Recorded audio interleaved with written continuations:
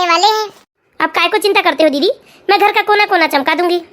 और सुनो, मैं तो कहती हूँ कि आज तुम अपनी बेटी को भी ले आओ, तो दोनों मिलकर साथ में स्वादिष्ट से स्वादिष्ट खाना बनाना। जी दीदी, उसे अभी बुला ले आऊंगी मैं। अच्छा ठीक है, तो बिना देरी करे जल्दी जल्दी से तुम अपने काम में जुट जाओ। हाँ दीदी। हे भगवान, ये विजय को मैंने आज मिठाइयाँ लाने बताई थी, ये भूल तो नहीं गया। इसे फिर से एक बार फोन करती हूँ। हेलो विजय बेटा, मिठाइयाँ बोली थी, तुझे याद है या नहीं? अच्छा ठीक है, सुनना 4-6 किस्म की मिठाइयाँ ले आना बेटा, और कुछ और नया हो बेकरी में तो वो भी ले आना। अरे बहुत बड़े लोग हैं वो लोग। सुनो बेटा, कोई कमी नहीं छोड़ना है हमें, ये रिश्ता हाथ से जाना नहीं चाहिए। अरे हाँ मम्मी, आप बेकार में इतनी चिंता कर रहे हो, सब अच्छा ही होगा और हमारी गुड़िया को वो लोग देखते ही पसंद कर लेंगे। ठीक है बेटा, तेरे मुंह में घी शक्कर। हे भगवान, इतने बड़े घर में बस मेरी गुड़िया का रिश्ता तय हो जाए, मेरा तो एकदम जीवन ही सफल हो जाएगा।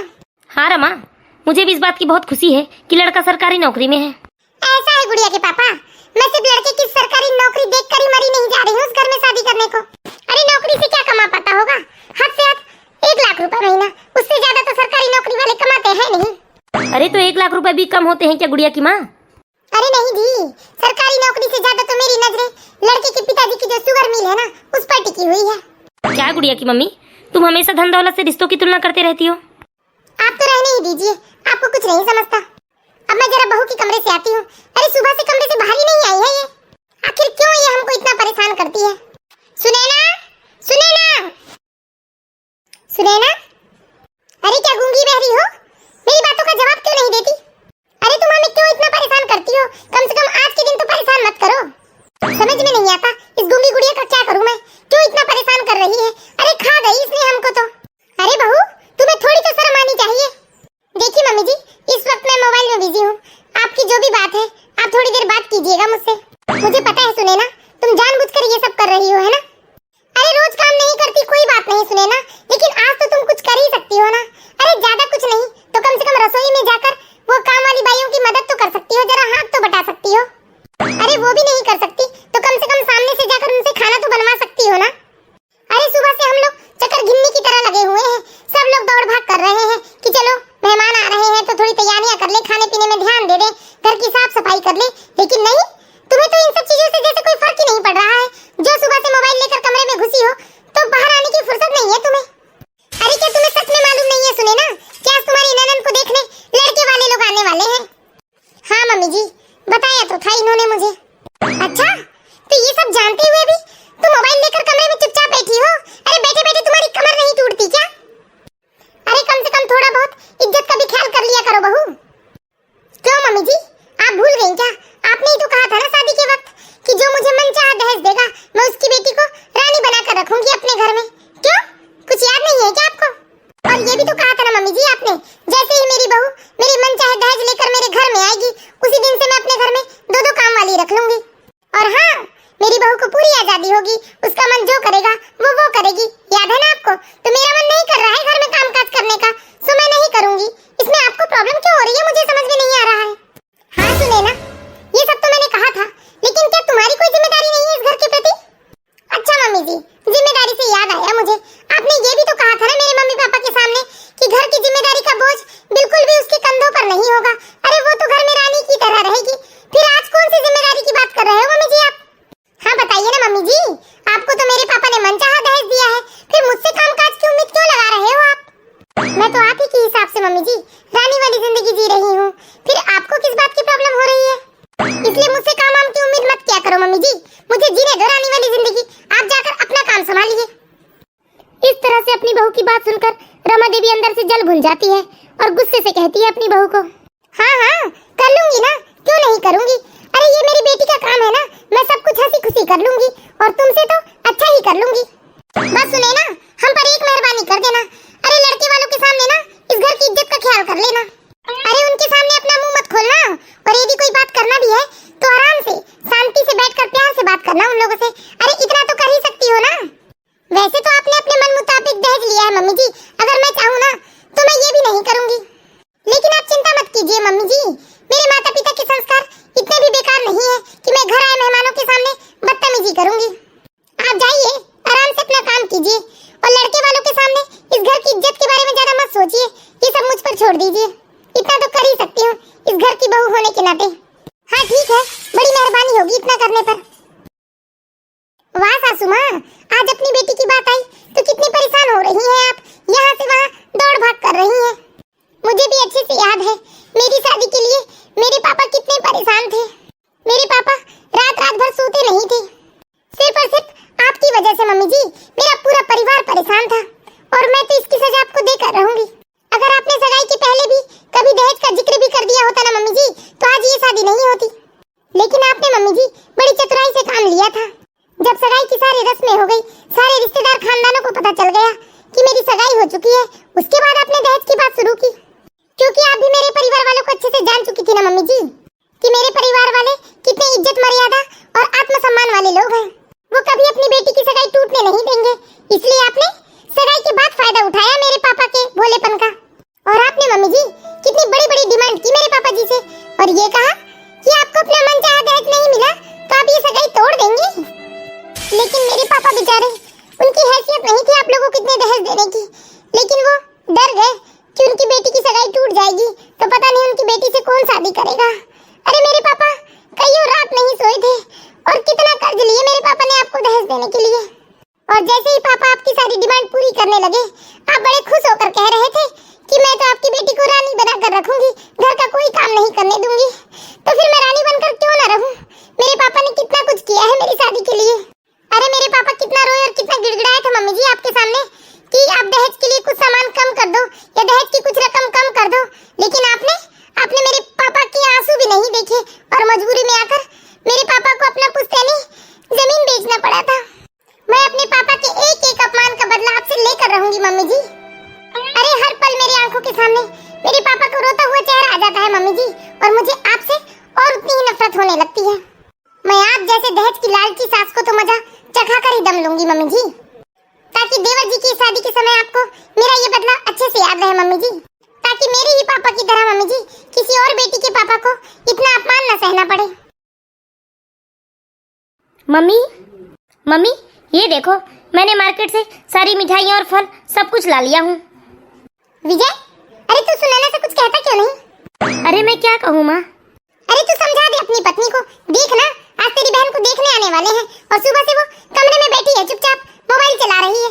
बताइए ठीक है एक बहू का ऐसा करना? देखिए माँ, मैं अपनी जिम्मेदारी ले सकता हूँ, लेकिन मैं आप सास बहू के बीच में कुछ नहीं बोल सकता। क्या?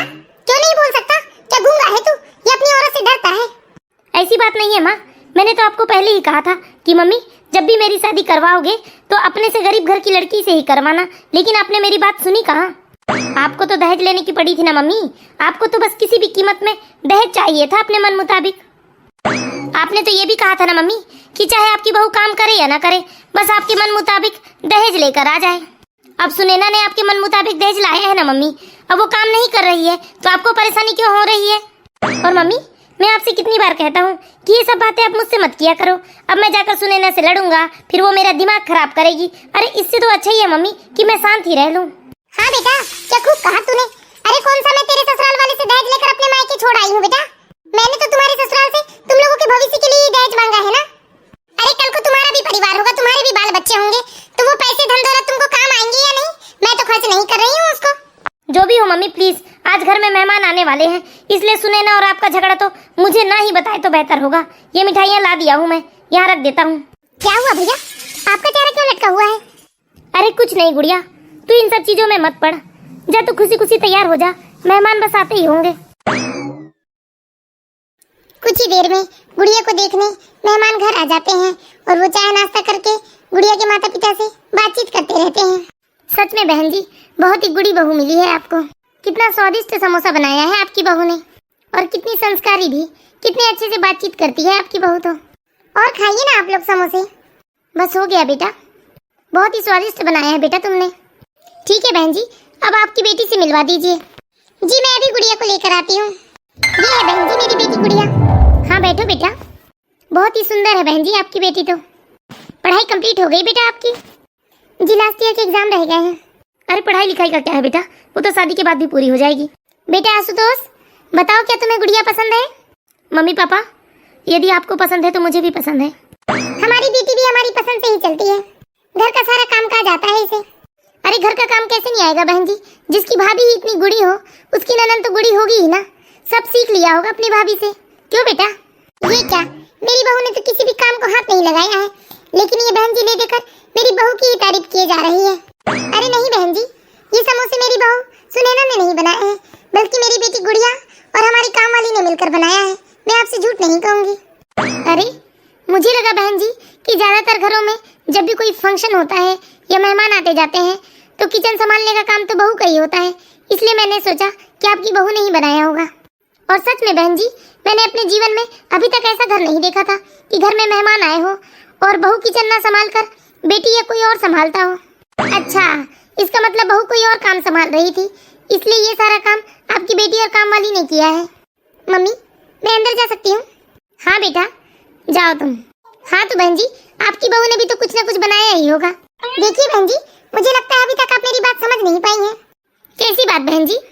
यही कि मेरी बहू ने कुछ भी नहीं बनाया है और मेरी बहू घर का कोई भी काम नहीं करती है। अरे लेकिन क्यों भाई? देखिए, बुरा मत मानिएगा। देखिए, मैं आपके घर से आपकी बेटी लेकर जा रही हूँ अपने घर बहू बनाने के लिए, तो मेरा पूरा हक है। आखिर ये मेरी इज्जत का सवाल है कि क्यों आपकी बहू घर का कोई भी काम नहीं करती। बस ऐसे ही बहन जी, ऐसी कोई बात नहीं है। हम ही अपनी बहू से कोई काम नहीं करवाते हैं, क्योंकि घर का ज्यादातर काम तो काम वाली ही कर देती है ना। तो फिर मैं भी सोचती हूँ क्यों मैं अपनी बहू को खामखा परेशान करूँ काम करने के लिए। फिलहाल ये सब छोड़िए बहन जी, ये बताइए कि आपको मेरी बेटी पसंद आई है? अगर आप लोगों को हमारी बेटी पसंद आई हो तो अब बात आगे बढ़ाते हैं और सारा कुछ आज ही क्लियर करके पंडित जी से शादी की तारीख भी तय कर लेते हैं। हाँ बहन जी, हमें गुड़िया पसंद है, हम लोगों को भी ये रिश्ता मंजूर है। देखिए बहन जी, वैसे तो हमने अपनी बेटी के लिए बहुत कुछ सोच कर रखा है, लेकिन यदि आपकी कोई इच्छा हो तो बता दीजिए। वैसे तो हम आपकी इच्छा से ज्यादा ही कुछ करने की कोशिश करेंगे। अपनी बेटी के लिए ज्यादा तो कुछ करेगी ही ना, मेरे माँ बाप को जो लूट कर बैठी है, लुटेरन। देखिए बहन जी, मैं साफ साफ और सीधे शब्दों में आपसे कहना चाहती हूँ, आप हमें कितना भी दहेज दे दीजिए बहन जी, हमारे लिए तो कम ही रहेगा। क्योंकि बहन जी, हमारा बेटा सरकारी नौकरी करता है और वो अच्छे बड़े पद पर भी है और अच्छी खासी सैलरी भी है हमारे बेटे की। तो अगर हम दहेज मांगने पर आ गए ना बहन जी, तो शायद आप दे भी नहीं पाएंगी। इसलिए बहन जी, ये दहेज की बातें तो अपनी ही जगह है, क्योंकि कोई भी माँ बाप अपनी बेटी को अपनी औकात से ज्यादा ही दहेज देते हैं शादी में। लेकिन फिर भी तो लड़के वाले बेशरम की तरह मांगते ही रहते हैं। कुछ कहा था बेटा तुमने? हाँ, मैंने यही कहा कि सच में कोई भी माँ बाप अपनी बेटी को अपनी औकात से ज्यादा दहेज देते हैं, लेकिन फिर भी लड़कों वालों का मुंह कभी बंद नहीं होता। हाँ बेटा, कितनी समझदार हो तुम, बिल्कुल ठीक कहा तुमने। लेकिन हमें दहेज नहीं चाहिए, हमें तो बस अपनी घर के लिए बहू चाहिए, वो भी ऐसी लड़की जो हमारे परिवार को संभाल सके, परिवार की जिम्मेदारी उठा सके। हमारे घर की लक्ष्मी चाहिए हमें, जो हमारे घर की इज्जत को संभाल सके बहन जी। और हमारा तो यही विचार है बहन जी, हम दहेज लेकर उम्र भर अपनी बहू के आगे दबना नहीं चाहते। लेकिन फिर भी कुछ तो सोचा होगा आपने। अरे नहीं भाई साहब, दहेज के पैसों का क्या है, आज है कल खत्म हो जाना है, लेकिन दहेज का दबदबा और दहेज का रुतबा वो कभी खत्म नहीं होगा। इसलिए बहन जी, आप दहेज की बातें तो ना ही करें, बस आप अपनी बेटी को अच्छी अच्छी बातें सिखाकर हमारे घर विदा करें। हाँ बहन जी, आप बिल्कुल ठीक ही कह रही हैं। दहेज के रुपयों का क्या है, आज है कल खत्म हो जाएंगे, लेकिन दहेज का रुतबा जीवन भर खत्म नहीं होगा और हमेशा अपनी बहू से दब कर रहना पड़ेगा कि हमने उसके माता पिता से कितना दहेज लिया है, और वो भी हमें दबाएगी कि मैंने अपने साथ इतना दहेज लेकर आई हूँ। ठीक है बहन जी, हमें इजाजत दीजिए, हम कल पंडित जी से बात कर आप लोगों को फोन करेंगे। ठीक है बहन जी, आप लोगों से मिलकर बहुत अच्छा लगा। जी ठीक है बहन जी, हमें आप लोगों से मिलकर बहुत अच्छा लगा। और एक बार मैं फिर कहना चाहती हूँ, आपकी बहू सुनैना बहुत ही अच्छी संस्कारों में पली बड़ी है, उसे देखकर ही मुझे ऐसा महसूस हो रहा है। इस तरह से मेहमान शादी की बात पक्की करके चले जाते हैं, लेकिन सुनैना की सास, उसके मन में तो बस अभी भी लड़के की माँ की बात गूंज रही थी कि दहेज के पैसे आज नहीं तो कल खत्म हो जाएंगे, लेकिन दहेज का रुतबा और दबदबा जीवन भर खत्म नहीं होगा। सुनैना, क्या बात है मम्मी जी? बेटा मुझे माफ कर दे। क्यों मम्मी जी, किस बात की माफी मांगना चाहती हैं आप? मैं समझ चुका हूँ बेटा, तुम्हारी सास को अपनी गलती का एहसास हो गया है कि उसने मुंह मांगा दहेज लिया था तुम्हारे पापा से। हाँ सुनैना, तुम्हारे पापा जी बिल्कुल ठीक कह रहे हैं। तुम्हारे माता पिता कितने लाचार हो गए थे तुम्हारी शादी के वक्त, लेकिन मैं दहेज लेने की लालच में इतनी अंधी हो गई थी सुनैना कि मुझे तुम्हारे मम्मी पापा का दुख भी नजर नहीं आया। लेकिन आपके माफी मांगने से मम्मी जी मेरे पापा का कर्ज तो नहीं उतर जाएगा। सुनैना, मैं तुम्हारे पापा को पैसे लौटा दूंगी बेटा, और उसी पैसे से तुम्हारे पापा अपना सारा कर्ज उतार देंगे। बस मैं तुमसे विनती करती हूँ कि जब गुड़िया की शादी हो तो अपने कमरे में ऐसे चुपचाप अकेले मत बैठना और किसी को ये बात मत बताना कि मैंने तुम्हारे माता पिता को इतना लाचार किया था दहेज के लिए। अब जो हो गया सो हो गया बहू, मैं उसे बदल तो नहीं सकती, लेकिन इस घर की इज्जत अब तुम्हारे हाथ में है। बस ये महारानी वाला रुतबा छोड़ दो सुनैना। मम्मी जी, मैंने कभी भी नहीं चाहा था कि मैं शादी के बाद महारानी बनकर रहूं, लेकिन आपने तो मुझे शादी के पहले ही महारानी बना दिया था। हाँ बहू, तुम्हारी कोई गलती नहीं है, ये सब मेरा ही किया धरा था। भला हो समधन जी का, जो आज उनकी बातें सुनकर मेरी आंखें खुल गई सुनैना कि मैंने तुम्हारे माता पिता को कितना परेशान किया है। हाँ मम्मी जी, आप लोग तो संपन्न हैं, शायद गुड़िया दीदी को दहेज देना आप लोगों के लिए एक साधारण सी बात है, लेकिन मेरे माता पिता इतने संपन्न नहीं थे। मेरी शादी में उन्हें आपकी मुंह मांगे दहेज को पूरे करने के लिए न जाने कितना ही कर्ज लेना पड़ा, और तो और मेरे पापा को अपनी पुश्तैनी जमीन भी बेचनी पड़ी। हाँ सुनैना, मैं तुमसे वादा करती हूँ बहू कि मैं तुम्हारे पापा की बेची हुई जमीन तो वापस नहीं दिला सकती, लेकिन उन्होंने जितना कर्जा लिया है वो मैं दहेज की रकम वापस करके उनका कर्जा उतारने में जरूर उनकी मदद कर सकती हूँ। बस तुम इस घर की इज्जत बचा लो सुनैना। हाँ मम्मी जी, आज शायद आप दहेज की रकम वापस करने की बात नहीं भी करती, तब भी मैं इस घर की इज्जत का ख्याल करती। आखिर इस घर से मेरी भी तो इज्जत जुड़ी है ना। हाँ बहू, तुम बहुत समझदार हो। मैं आप सभी दर्शकों से विनती करती हूँ कि जो गलती मैंने दहेज लेकर की थी वो गलती कृपया आप ना करें। एक गरीब माता पिता को अपनी बेटी को दहेज देना इतना आसान नहीं होता।